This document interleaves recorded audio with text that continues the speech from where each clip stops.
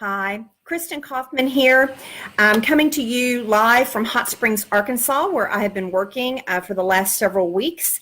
And I wanted to pull together this video to answer a question that a number of people have asked me over the last, I would say, 4 or 5 years. And the question is this: Kristin, what happens if I do begin to build out an entrepreneurial business and it fails? It absolutely fails, or it doesn't work. And that gives you pause, of course. All of us want to be successful in whatever venture we may be pursuing. And it makes you wonder, is this really all about the business, or is this really more about me? So again, by way of introduction, my name is Kristin Kaufman. I'm a self-proclaimed recovering corporate leader turned entrepreneur. And I'm in the business of helping people create the life they want without giving up the creature comforts that they want. So I want to just tackle this question about, oh my gosh, what happens if I do jump into this business or a business like this and I fail or it fails? I have 3 things to say. First of all, people are partnering with you. They are not partnering with the company or the business that you are representing, whatever business that might be. Whether you are a distributor for a skincare company, whether you're a distributor for a health and wellness company, whatever it is, people are wanting to partner with you. They are buying you, your soul, your integrity, your character, your chutzpah, who you are authentically. That's who people are wanting to team with or partner with. They're not just partnering with a business. And so I share that with you because let's just say the business does go south.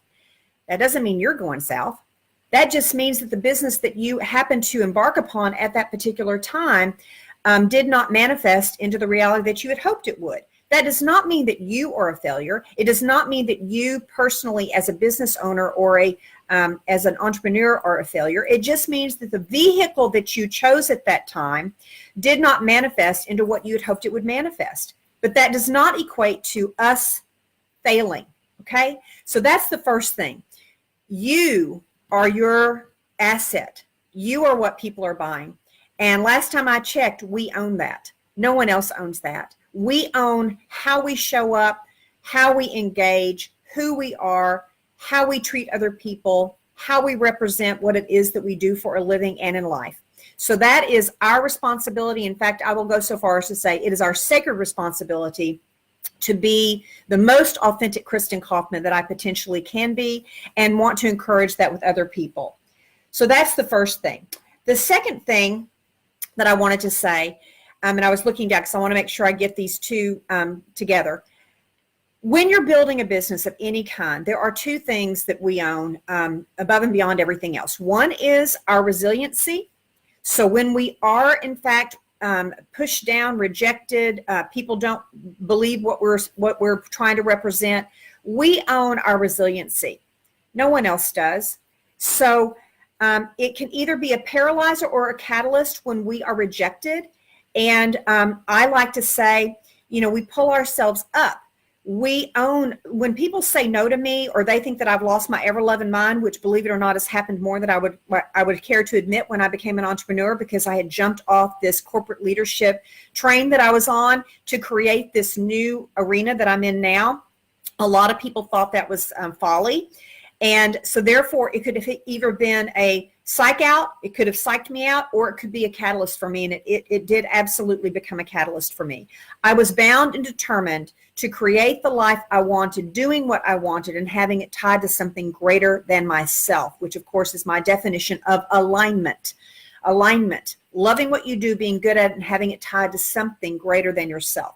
So that concept of being resilient when you are indeed rejected in whatever capacity you are in, whether it be the business that you are actually representing or, a book that you're trying to represent or sell, just get real. People are going to reject you. People are going to think you've lost your mind. People are going to not get on your bandwagon. And we have an opportunity and a choice to either let that defeat us or help us to create what it is that we want to create.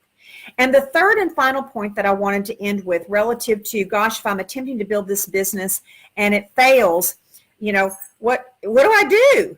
And I guess the question I would ask you is, what is the absolute worst thing that can happen? If you embark upon a business and it doesn't quite turn out the way you want, what's the worst thing that can happen?